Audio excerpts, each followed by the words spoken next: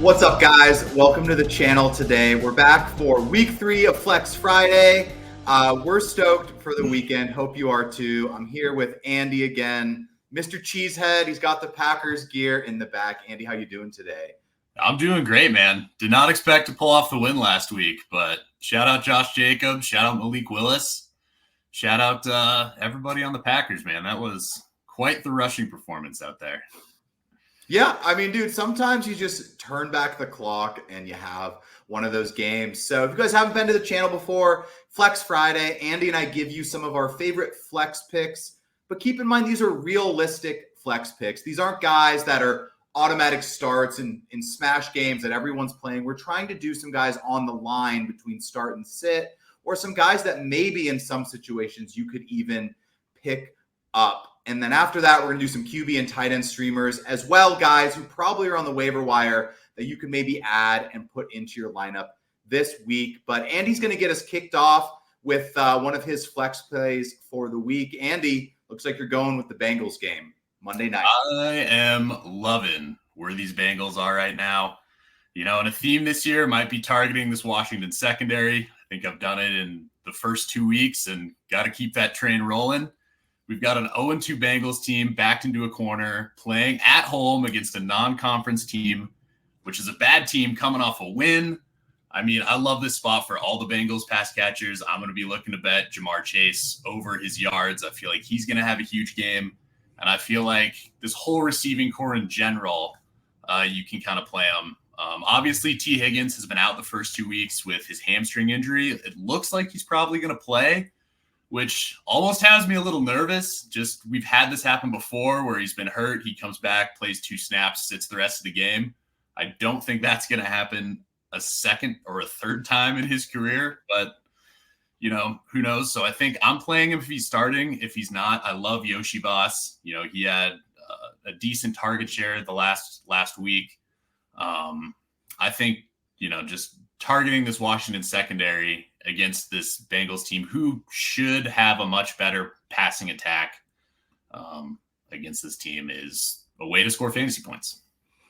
Yeah, I mean, for me, it's just the perfect matchup, right? I don't always put a bunch of stock in those little sleeper defensive rankings, you know, when you play someone on your sleeper team and you're like, oh, the matchup's in green. But with Washington, they're in green. It says 32nd, and that holds up to be true. They are the 32nd pass defense, and I think you just want to play your Bengals against them, especially in the passing game. But for me, I'm doing it in the running game as well. Here with Zack Moss. I mean, look at what Devin Singletary did against Washington last week. I just think the game script is perfect. I think they're probably going to score bunches of points through the air. Then they're going to let Zack Moss run in a bit. He probably finds the end zone, or he at least has a good yardage total here. I'm not the biggest Zack Moss fan in the history of the world here, but this is a great matchup. And I think for me with the Bengals, it's just a, you know, not to sound like prototypical, but it's a get right matchup for the Bengals. It's at home. It's Monday night. It's prime time. I think you're going to kind of remember why we drafted these Bengals to be players on our fantasy teams. Yeah, I agree with that. I mean, I would not be surprised if the Bengals get out to a pretty early lead, and then, you know, in the fourth quarter, they're just looking to hammer the rock. Zack Moss had 80% of the running back touches last week. You know, both of us were pretty high on Chase Brown before the season started, but at least right now it looks like Zack Moss is the guy who's going to get the majority of the work. So moving on to the next one here, following up Zamir White, Andy, what are you seeing for Zamir White? I am seeing the Carolina run defense, which, as bad as their offense has been, their defense has been just about as historically bad, especially against the run. This feels really gross, and I'm not big on Zamir White for the rest of the season, but I do like him in this matchup. You know, he is rostered in most leagues. He's probably on waivers in some. You know, I'm not like scrambling to go pick him up, but I think he can have a good game. He's still getting the majority of the carries in the backfield. You know, he only had 9 last week, but it was a game where they were playing to come from behind against the Ravens. Alexander Madison only had 4 carries in that game. So it's not like they were trying to run the ball or had success, but I think this is a week where they can.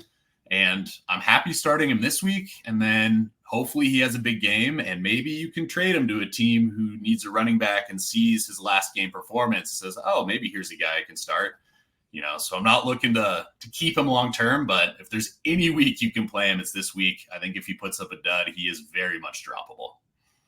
Yeah, I mean, it's a very strange backfield where it's like Madison has outproduced Zamir White, but Madison didn't get a bulk of the running touches last week. So, if he can get going against a lesser rush defense, this is the matchup for Zamir White, and this is probably his last chance to stay on your roster.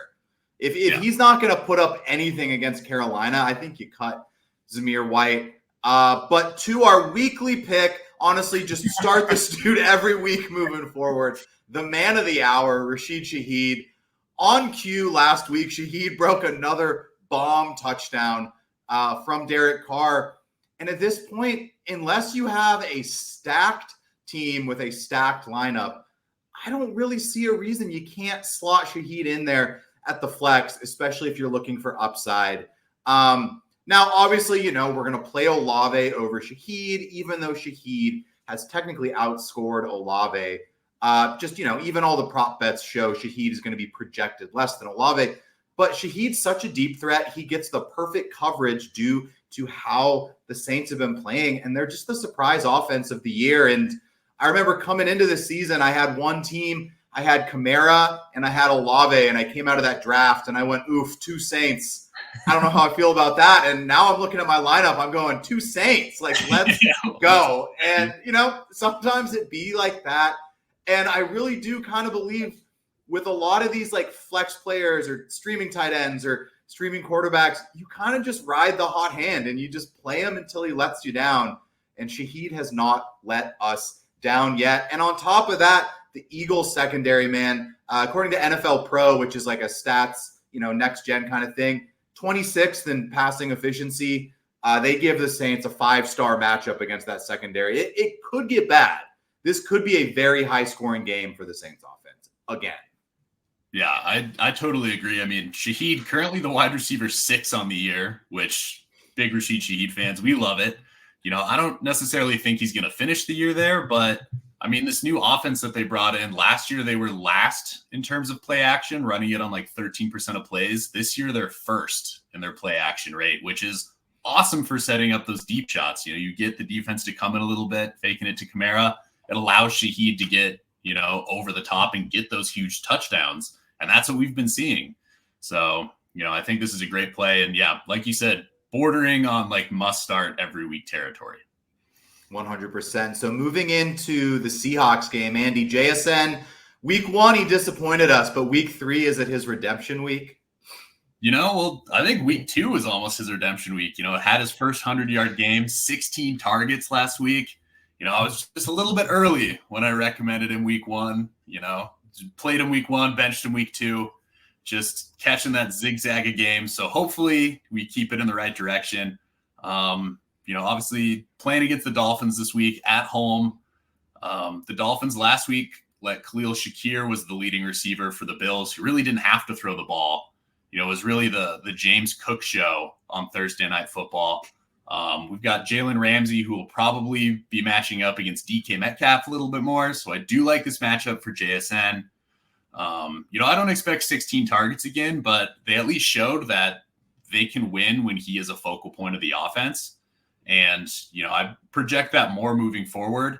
I think this is a good matchup for him. And, I think even without Tua, the Dolphins, with Mike McDaniels, will find creative ways to get Tyreek and Achane the ball. So that probably will score some points. This might be the over-under's low, but I could see this being a little bit of a higher scoring matchup. So yeah, I like, riding that hot hand of JSN and hoping he continues with his week 2 performance.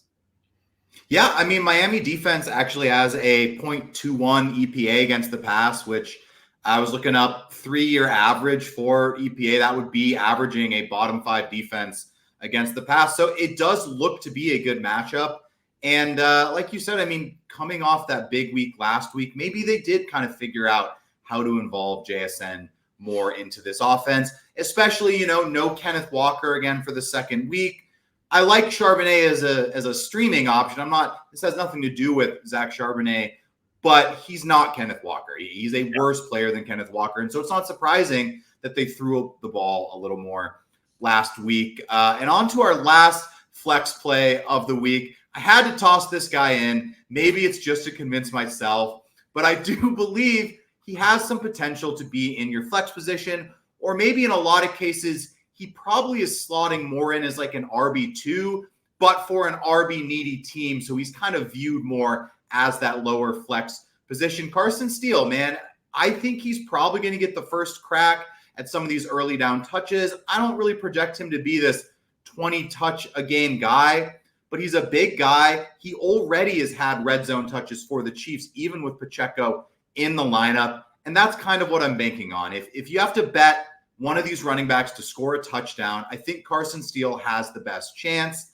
I was looking at his anytime TD prop. It's plus 125, which, yeah, it's not below even money, but it's pretty close that it's like, they kind of are viewing him as like a 50-50 to score. And I think you could do a lot worse than targeting the red zone back on one of the NFL's best options if you're having to throw in an emergency running back into your lineup. You know, you're missing CMC. Maybe you have Mixon and you don't have Akers, or you don't want to sit on that and you want to have Carson Steele play in. So do I feel 100% awesome that he's going to be a smash RB5? No, but I could see him scoring a touchdown. And you know, with that offense, maybe it's 2.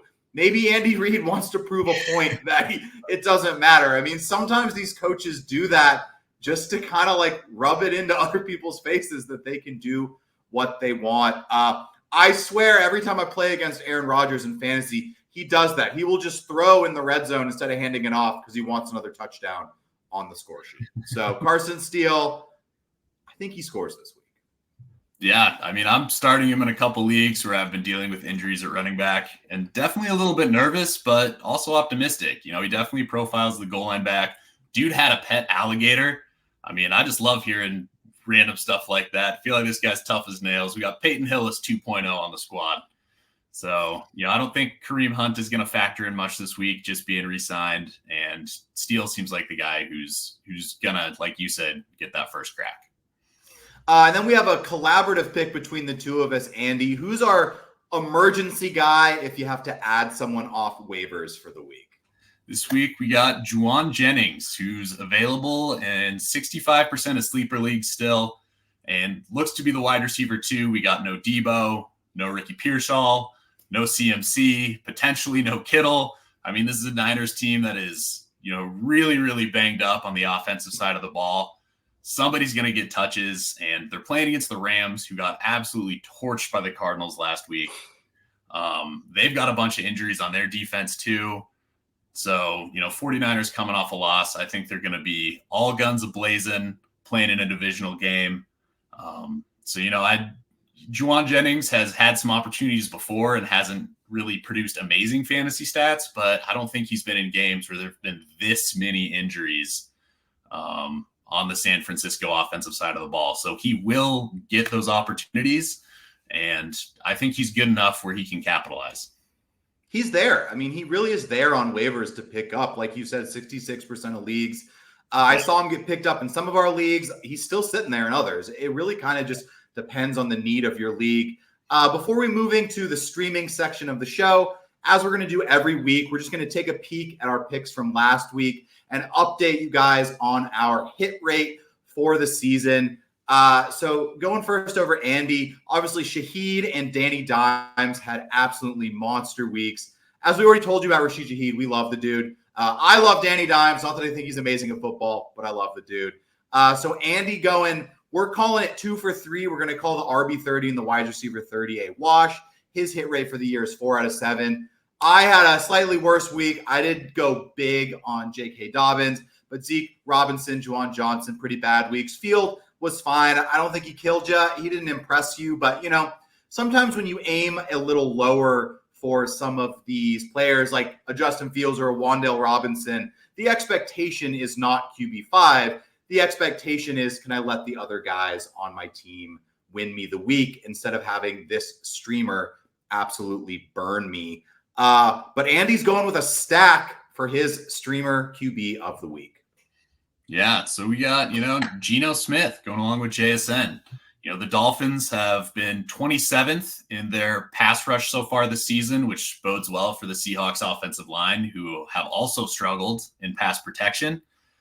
Like you said, the Dolphins, not a very good passing defense. DVOA, they are currently 32nd, which only 2-game sample size, but I also don't know how they're ranked worse than the Commanders. But, this is still a great matchup. If you like JSN, I think I like Geno. He's been pretty consistent this year, too. I think he's finished as the QB9 both weeks he's played. Coming back, playing in Seattle, there's a lot of things I like about this game and the Seahawks team against the Dolphins this week.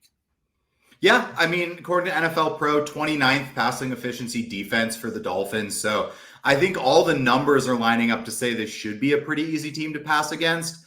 So if you're going with a streaming option, I think I like it. For me, I'm going to go Sam Darnold, someone who's impressed me a little bit this year so far. And I really think it just goes to show what having a very good offensive-minded coach can do for someone on the ball. I mean, Sam Darnold is a veteran guy. He's had a lot of stops in the NFL, but you give the man Kevin O'Connell, you give him Justin Jefferson and a good offensive system, and he looks like a very solid player going up against Houston, who is a very good defense. This really doesn't have anything to do with their defense. It more just has to do with their offense. They're going to put up some points. The Vikings are an underdog, but they're at home. It's inside. So I think in all, this could be a fairly high-scoring game. All signs point towards Jefferson playing. He said that all week, that his quad bruise basically is not going to keep him out. And so the Vikings are going to have to throw the ball. They're at home. I think they're going to have a very good game plan going up against DeMeco Ryans. And, I don't really mind putting Sam Darnold in my lineup. He's someone that I'm having to play in a dynasty league. I traded for him last week when Tua went down. I feel pretty fine about it. I really don't feel like I'm putting in some guy and putting him to the wolves in my dynasty roster. I think Sam Darnold's a fine play moving forward this year. Yeah, we've seen this with a couple quarterbacks who have started their career on terrible teams. We've got to kind of give a little bit of grace if there's been a quarterback who started their career with the Jets, the Browns, the Panthers. Like you see Baker tearing it up, Darnold's tearing it up this year. He's looking like the guy who was drafted number 2 overall. I don't know if he keeps up this pace, but I agree. I do like him this week at home. So moving on to our tight end streamers. And when it comes to tight end, Andy and I like to dig super deep. We don't go top 15 tight ends. We do people that have had a single productive game in their entire career. Brenton Strange, the backup coming in for Evan Ingram, a game time sit on the bench with a warm-up hamstring last week. Brenton Strange comes in, pretty solid game. Andy, you're running back to him this week. Yeah, I think so. And like you said, when we're picking these streamers, we want to give you guys options that you can pick up off of waivers and not somebody who's probably rostered on another team. If you're having a bunch of tight end problems. So yeah, Brenton Strange, I traded for Evan Ingram in a dynasty last week because I had Njoku who went down. And then of course, right before the game, Evan Ingram goes down. So, cried a little bit when that happened, but wish I had Brenton Strange in on my roster instead. He had 6 targets, 60 yards last week. Playing the Bills, who obviously without Matt Milano, one of their stud linebackers, missing another linebacker who went down against the Dolphins. The Bills have been good against the tight end this year, but I think there are weaknesses there with how many injuries they've had to linebackers. And this is an offense that likes to target the tight end. I mean, Evan Ingram was just flooded with targets last year. Brenton Strange is a second-round pick from the 2023 draft, so he's in his second year. This might be an opportunity for him to break out. Obviously, they believed in him because they took him with such high draft capital that, I think he could be a good player in this league. And if I got nobody else to start, I do like starting him this week. It just goes to show you the old fantasy football fallback, always handcuff your tight ends. We've all been saying that for so long because you never know when a game time hamstring injury is going to screw you over with the tight end. But yeah, I mean, like Andy and I said, dude, we're looking for guys in pass tight end friendly offenses or guys that have a chance to score. I mean, everyone who looks at their tight end, even the ones you drafted, have stank this year. I don't really feel good about any of my tight ends. I mean, I got Kelsey in a dynasty league, and he's put up nothing for me. And I'm even sitting there, do I play Brock Bowers over Travis Kelsey? Like, these are tough decisions at tight end because no one's really stepping up and telling you to put them into your lineup. My play for the week is going to be Schoonmaker. Honestly, very similar situation to Strange. He's filling in for Jake Ferguson in Dallas. He had 6 catches last week. Looks to be a part of the offense. Dak has always been someone who I don't think the Dallas tight ends over the years have been these immense studs. I just think Dak likes throwing to tight ends, and I think he's just going to use the guy that's out there, and it's going to be Schoonmaker until Ferguson comes back. So I'd expect another mediocre performance with a chance at a touchdown. I think, if he gives you a 4 for 35 and then a chance at a TD, that's basically what you're looking for out of one of these streaming tight ends.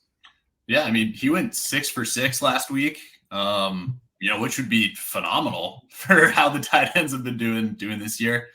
And just to compare him to my guy a little bit more, he's another guy in his second year who was drafted in the second round. And besides Laporta and Bowers this year, it's pretty rare for a tight end to break out as a rookie, but we could potentially see one of these guys take a big step forward and potentially earn a little bit higher of a target share. Just based on where they were drafted and now finally getting an opportunity in their second year. Well, that is our show for the day. Thank you guys for joining Flex Friday with Andy and I. Follow our picks. Let us know how we do. If you have any questions, hit us up in the comments. As always, we're here to try to give you an edge in your league. So, Andy, thanks for joining me, buddy. Thanks for having me. And we will catch you guys next